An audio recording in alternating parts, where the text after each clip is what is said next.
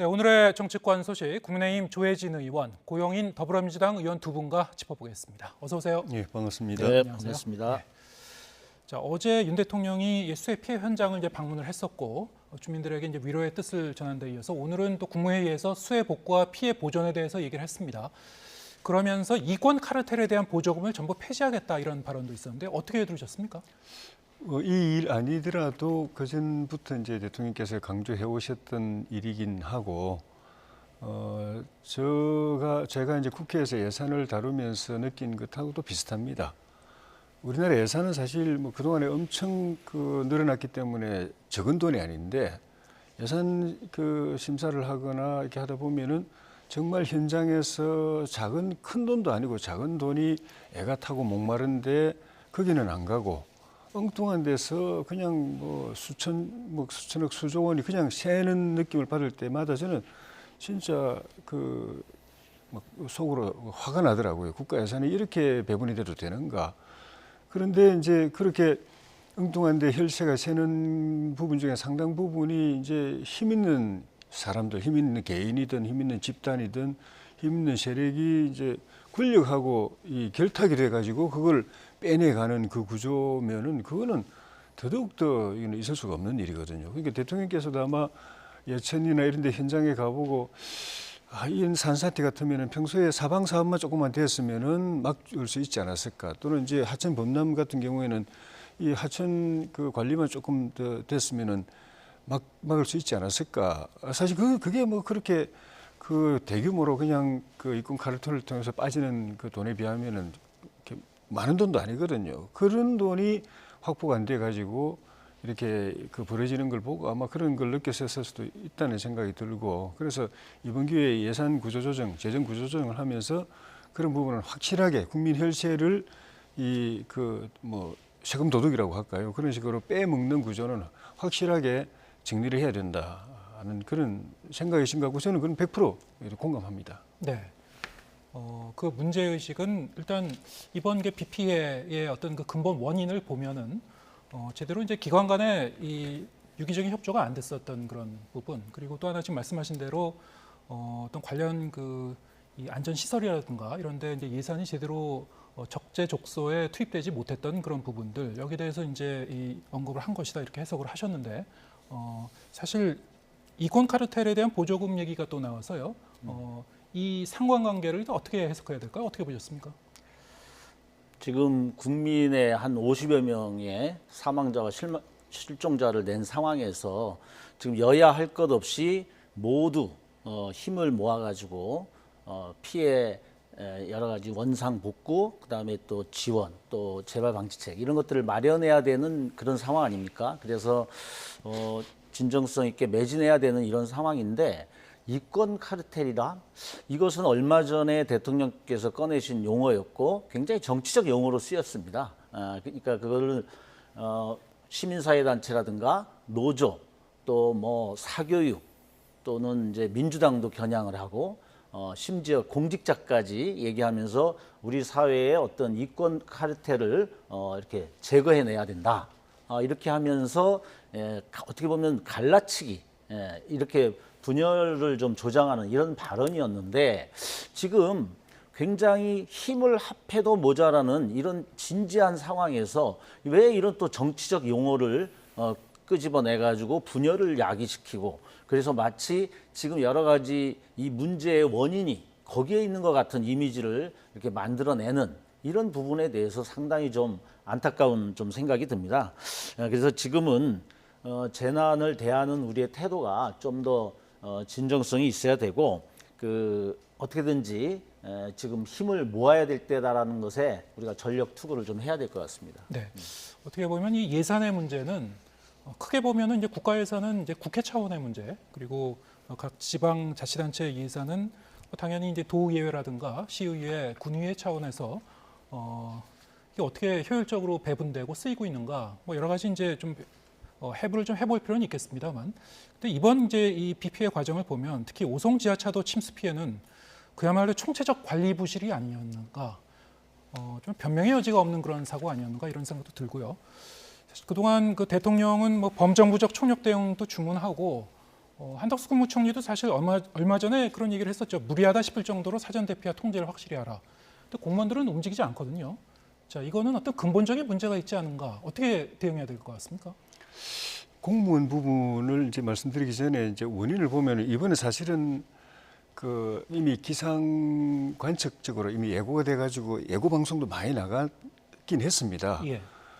상당히 걱정되고 위험하고 무슨 일이 벌어질지 모르겠다는 생각을 이제 그 전체 국민들이 했는데, 그런데 어쨌든 이게 그 장마 전선이 이렇게 좁은 지역에서 띠가 이렇게 좁게 형성돼 가지고 위아래 움직이지도 않고 한 군데 계속 머물면서 이렇게 퍼본 거는 정말 이거는 우리가 늘 이야기하던 이상 기후 현상 중에 한 부분이어서 분명히 이제 천재지변적인 요소가 있는데, 제가 개인적으로 아쉬운 거는 사실은 이게 문제는 보면은 이 미호강에서 터졌는 범람이 됐는데, 미호강이 금강으로 흘러가는 제일 지류거든요. 예. 가장 큰 지류인데 정작 본류인 금강에서는 사고가 안 났어요.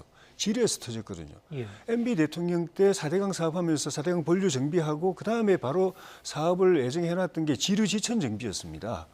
그런데 MB 정부 끝나자마자 지류지천은 그냥 다 그냥 스톱돼 버렸어요. 손도 안 댔습니다. 지자체가 개인적으로 하는 데는 개별적으로 하는 건 몰라도, 그때 만약에 지류지천 사업을 해가지고 거기도 다 준설하고 해서 물 끌어서 키워놨으면은 이번에 미호강을 그때 미호강 지류지천 사업한다면 미호강 같은 경우가 대표적인 그 대상이 됐을 텐데, 그러면 범람 안 했으라고 저는 보고, 그런 점이 참 아쉽고, 지금이라도 빨리 우리 정부는 전국의 4대강 중에 섬진강도 안 했거든요. 본류 선진강하고 나머지 본류에 뻗쳐 있는 지류지천 정비 사업, 살리기 사업을 빨리 해야 된다고 생각이 들고, 이런 일을 예방하기 위해서라도 해야 된다는 생각이 들고, 또 하나는 그런 점을 감안하더라도 지금 말씀하신 것처럼 홍수 통제소에서 범람 경고를 내렸는데 그 현장에 공무원이 안 가 있고, 네. 전에 이장 지낸 분이 현장에 가보고서는 이러다가 툭 터진다고 막 그냥 곳곳에 전화했는데 전화 받은 공무원들은 안 움직이고, 거꾸로 궁평 1 지하도로 가지 말고 결과적으로 2 지하도로 6하도로 유도한 공무원이 있는 상황.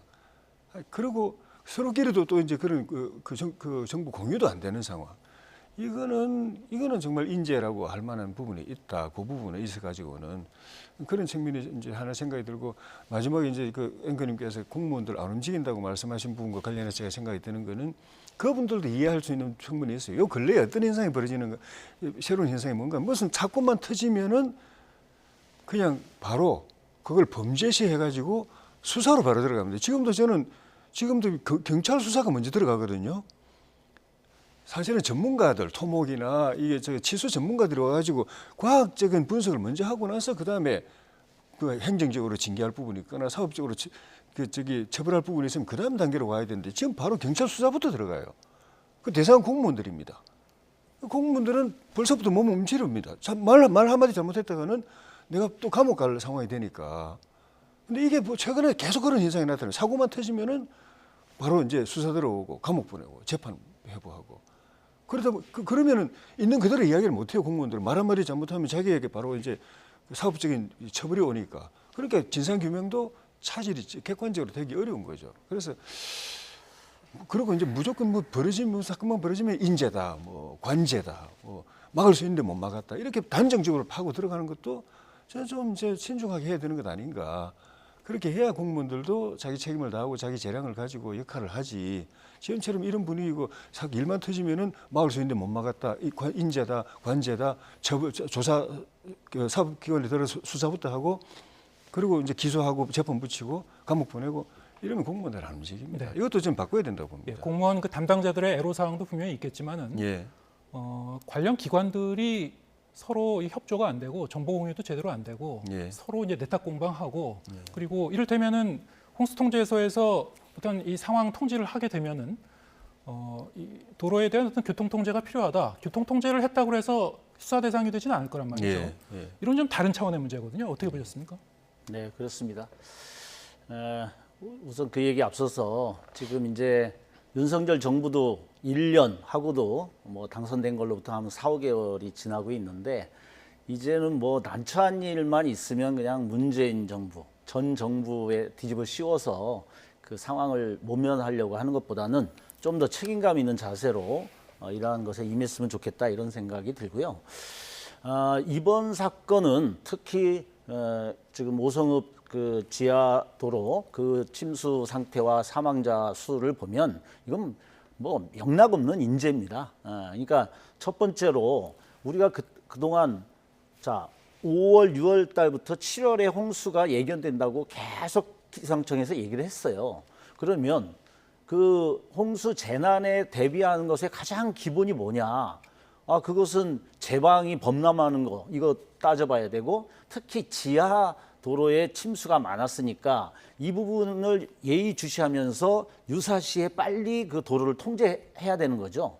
그리고 또 산사태 대비 대략 이런 것들이 이제 가장 중요한 건데 이번에 분명하게 아침 8시 40분인데 4시간 전부터 홍수 경보가 발령이 났고 그 다음에 또 2시간 전에는 지금 범람이 곧 될 것 같으니까 지금 그 인명들이 긴급 피해를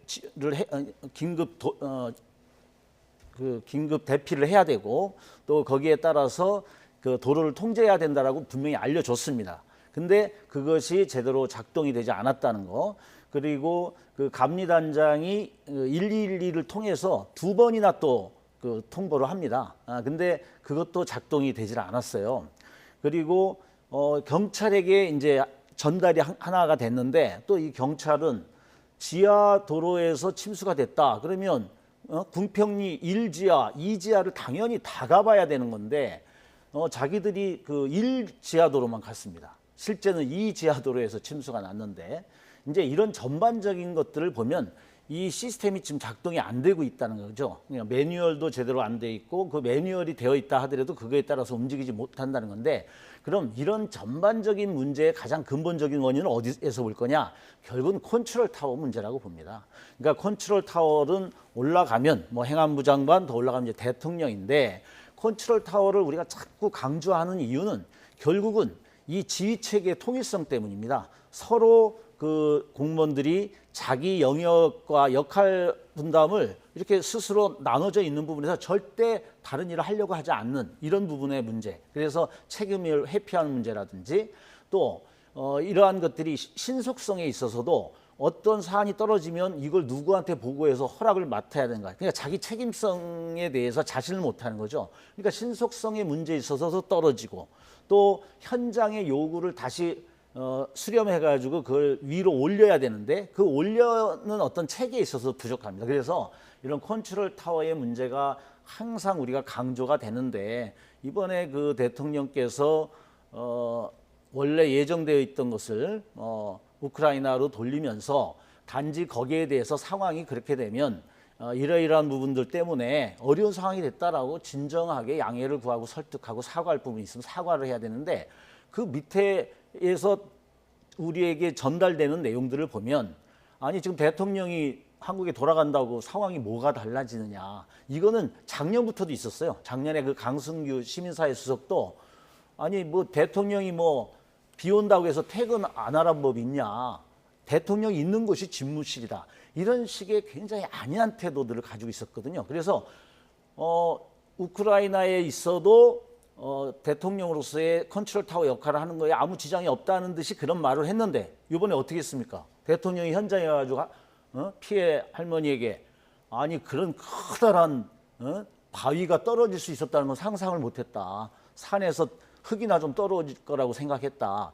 이거 자체가 현장에서 그 지휘 체계를 갖고 긴밀하게 살펴보지 못한 부분 때문에 이렇게 어두웠다. 이런 화상회의라든가 이런 것이 갖고 있는 한계를 드러낸 거거든요. 그래서 결론적으로는 이런 컨트롤 타워에 대한 부재를 정확하게 반성하고 또 이번에 와서 사과하고 그래서 이런 것들을 해야 되는데 마치 전장의 장수가 어디 잠시 자리를 비워왔다가 제대로 안 되는 거 보면서 그냥 병사들만 남으라는 이런 꼴로 지금 진행되고 있다는 것들이 굉장히 문제라고 생각합니다. 예, 지금 고 의원님께서 그 윤 대통령이 우크라이나 방문과 관련한 이제 언급을 하셨기 때문에 그 부분에 대해서도 좀 얘기를 해보겠습니다. 이번에 이 우크라이나 방문 일정이 애초에 사실 이제 공개 일정에는 없었는데 갑작스럽게 이제 들어가지 않았습니까? 물론 이제 외교적으로는 뭐 이 마쿠에서 계속 협의가 됐겠습니다만 굳이 이 비 피해가 많은 비 피해가 지금 예상되는 그런 시점에서 우크라이나를 방문해야 했을까? 대통령실의 어떤 그런 지금 말씀하신 그런 해명이 오히려 또 여러 가지 뭐 논란을 또 부추긴 측면도 있다 이런 지적도 또 함께 나오고 있고요. 어떻게 보셨습니까? 대통령실의 해명은 뭐 적절하지는 않다고 봅니다. 예. 대통령께서도 직접 본인도 현장에 가셔서 공무원들이 그냥 그 사무실에서만 있지 말고 책상 앞에만 앉아서 일 보지 말고 현장에 많이 나가보라고 이야기하신 거는 대통령께서 현장에 있을 때 하고 없을 때 하고 차이점이 분명히 있다는 걸 갖다가 보여준 그런 의미이기 때문에 네. 참모들이 대통령 가시더라도 뭐 크게는 뭐 달라질 것 없다. 크게 달라질 것 없다라는 그 표현이 어떤 의미인지 모르겠지만은 어쨌든 그거는 뭐 적절한 설명은 아니었던 것 같고. 근데 우크라이나를 방문하는 거는 저는 대통령께서도 고민 끝에 하셨을 거로 봅니다. 그렇기 때문에 그 이전에 몇 달 전부터 그 젤렌스키 대통령이 그 자기 부인을 통해서 친서도 보내고 그다음에 또 그 국제 회의의 석상에서 만났을 때도 다시 한번 요청하고 또 외교도 경로를 통해서도 계속 이번에 온다는 이야기 듣고 나토 회의 참석한다는 이야기 듣고 오늘 그 참석하는 김에 꼭 방문해 달라고 다시 이야기를 했음에도 불구하고 확정을 안 하고 간 거는 그런 여러 가지에 대한 그런 고민이 있어서 안 하고 계셨던가라고 생각이 들고 그리고 현장에서 나토 회의 마치고 돌아오기 직전에 결심할 때도 역시 그걸 뭐 국내 상황을 갖다 무시하거나 뭐 경시해서가 아니고 딱 생각을 여러 가지 다 고려해보고 결단을 내린 것이라고 저는 생각합니다. 그리고 그거는 충분히 그럴 만한 이유와 또 국익 측면에서 또 필요성이 저는 있었다고 생각하고요. 이번에 대통령 나토를 갖다 우리가 그 협력국으로서 나토 회원국은 아니지만 협력국으로서 초청을 받아서 연속으로 방문을 하신 거는 우리의 외교 안보에 특히 안보의 지평이 이제 전 세계적으로 한 번도를 벗어나서 전 세계적으로 넓어진다는 의미고 우리와 사실상 동맹과 유사한 그런 안보적 그런 협력 관계를 구축하는 나라가 전 세계로 확대된다는 의미거든요. 나토와 같이 함으로써 나토 회원국이 32개국이 이제 돼 가기 때문에 전 글로벌 차원으로 이제 확대된다는 의미에서 우리 안보가 그만큼 안전해지고 안전장치가 더 견고해진다는 의미가 있는 것이고 한미 동맹만이 아니라 거기다가 대통령 설명도 있었지만은 요즘은 안보는 안보로 끝나는 게 아니라 경제하고도 다 연결되거든요. 안보 군사적 측면에서 동맹인 나라는 경제적으로도 협력할 수밖에 없는 구조인 거예요. 그 경제적으로 서로 가깝다고 해서 안보 동맹이 되지는 않습니다. 중국하고 대표적인 그런 케이스지만. 근데 안보 동맹이 되면은 경제적으로 자동적으로 서로 협력 관계 될 수밖에 없어요. 그런데 자유민주 진영, 특히 나토의 이 그 회원 국가들은 다수가 그 경제적 측면에서 세계의 그 선진 경제 국가들인 거예요. 그 나라들하고 안보 동맹을 통해서 경제 동맹까지 맺게 된다는 건 우리나라로서는 국익 측면에서 엄청난 이거는 발전이고 큰 이득인 거죠. 그런 측면에서 대통령께서 마지막 판에 마지막 순간에 결단을 하셨다고 저는 그렇게 생각하고 그 국내 상황에 대해서 소홀하게나 그랬기 때문에 갔다고 그렇게 말씀하실 필요는 없을 것 같아요. 민주당도 그 집권을 해본 입장이기 때문에 노무현 대통령도 당내에 반대가 있었음에도 불구하고 해외 파병 찬성하고 했던 그런 정부의 정당이었기 때문에 충분히 이해할 걸로 보고 그걸 경쟁화 삼는 것은 좀 바람직하지 않다고 봅니다. 예, 알겠습니다. 지금 저희 대담 시간이 뭐 한 2, 3분여밖에 이제 남지가 않아서요. 이제 우크라이나에 대해서 이제 우크라이나 방문과 관련한 여러 가지 논란에 대해서 얘기를 해봤고 마지막으로 오늘 민주당 의총에 대해서도 좀 언급을 해보겠습니다. 그동안 이제 김은경 혁신위원회 사실 이 혁신안을 내놓고도 민주당 내에서 이 반응이 좀 미적지근해서요. 혁신위가 이제 앞으로 어느 쪽으로 가는지 논란이 분분했습니다만 오늘 의원총회를 통해서 이 혁신안 1호 통과가 됐죠. 좀 어렵게 통과가 됐습니다. 근데 여기에 가만히 보니까 전제가 달려 있더라고요. 단서가 붙어 있던데 어떤 내용입니까? 네, 뭐 아까 시간이 없다 그러니까 아까 딱 한마디만 말씀드리면 우리가 우크라이나는 경우에 따라 뭐 갈 수도 있고 안 갈 수도 있는데 문제는 현재 시점에서 국민의 생명과 안전, 그다음에 경제적 이익을 위해서 굉장히 균형 외교를 우리가 추구해야 됩니다. 그런데 우리가 이전에 보면 노태우 대통령도 보수 정권이었지만 여러 가지 사회주의에 대한 북방 외교도 했고 또 김영삼 대통령도 김일성 저쪽 주석하고 정상회의도 약속을 했었고 또 이명박 대통령마저도 중국과 미국하고 균형 있게 해야 된다, 이해해야 된다 이렇게 했기 때문에 균형 외교가 필요한데 어느 한 방에 올인함으로써 우리나라를 위기에 빠뜨리는 이런 부분들을 좀 우리가 경계를 좀 해야 될 것 같고요. 예. 이번에 이제 저희들이 오늘 불체포 특권을 갖지 않겠다라고 당 차원에서 이제 결의를 했는데 예. 이제 정당한 이제 체포 동의안일 때 정당한 영장 청구일 때 이제 이러한 부분이 해석의 여지를 좀 남기는 부분인데요. 그것을 어쨌든 혁신위에서 국민의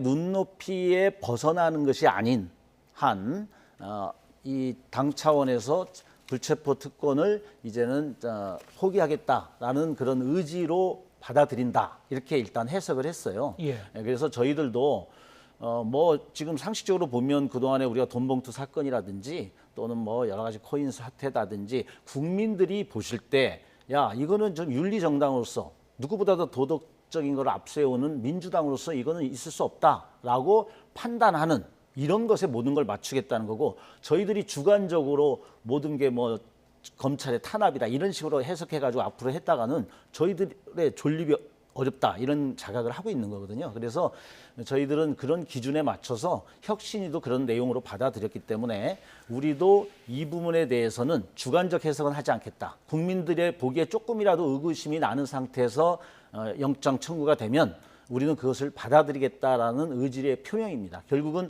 이것은 앞으로 그런 상황이 발생했을 때 우리의 그거에 대한 의지를 어떻게 실천하느냐에 따라서 국민들의 평가를 받을 거다 이렇게 생각하고 있습니다. 예, 지금 말씀하신 대로 그런데 이 정당한 영장 청구라는 그 단서 자체가 해석하기에 따라서는 좀 모호한 그 측면도 있고요. 어차피 이게 이 무기명 투표로 진행되기 때문에 개별 의원들의 이제 양심에 맡기는 수밖에 없는 그런 상황 아니겠습니까? 민주당이 어떤 정치적인 어떤 선언 차원에서라도 이렇게 이제 결의를 하셨으니까 앞으로 어떤 그 상황이 닥칠지 함께 이제 유권자들이 좀 계속 지켜볼 것 같습니다. 함께 좀 체크해 보기로 하고요. 오늘 말씀 여기까지 좀 듣도록 하겠습니다. 국민의힘 조혜진 의원, 고영인 더불어민주당 의원과 함께했습니다. 고맙습니다.